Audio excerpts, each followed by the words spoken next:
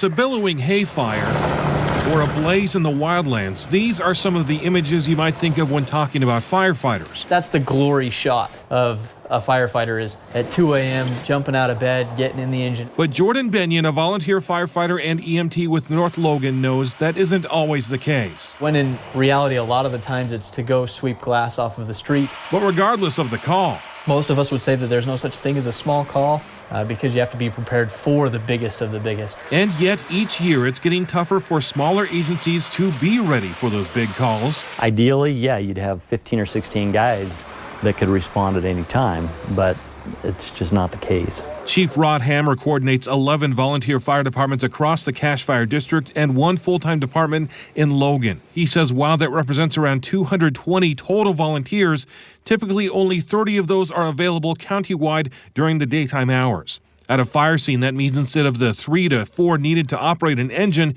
you might only have 1 or 2. It can take about 20 minutes from the original call for help from neighboring towns to arrive. With the volunteer world, you know, we have to rely on the other departments in the county to fill those guys in. You know, one city just doesn't have the resources to do a full structure fire anymore. It's a problem that goes beyond northern Utah. The number of volunteer firefighters nationwide has dropped about 12% in the past 20 years, according to a study by the National Volunteer Fire Council. Where there were nearly 900,000 in 1984, that number down to just over 788,000 in 2014. These volunteers aren't doing it for the money. They often have to drop what they're doing, family, work, whatever, get into a truck and go straight to the scene. And it's getting tougher to find people who are willing, even able to do that. That's partly because fewer people have local agricultural jobs. More families now rely on 2 incomes and jobs that require an out-of-town commute.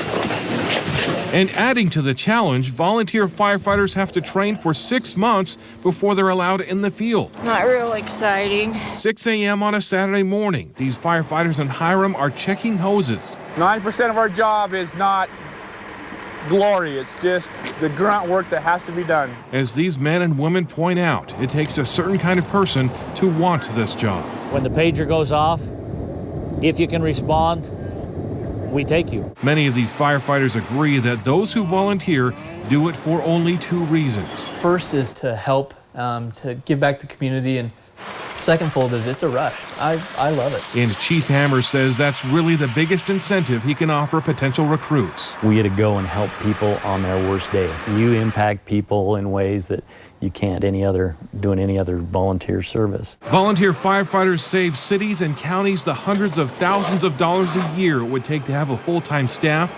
Still, Hammer says local governments may have to come up with an alternative to that model to survive in the future, something that's currently in the early stages of discussions with city and county leaders in the Cache Valley.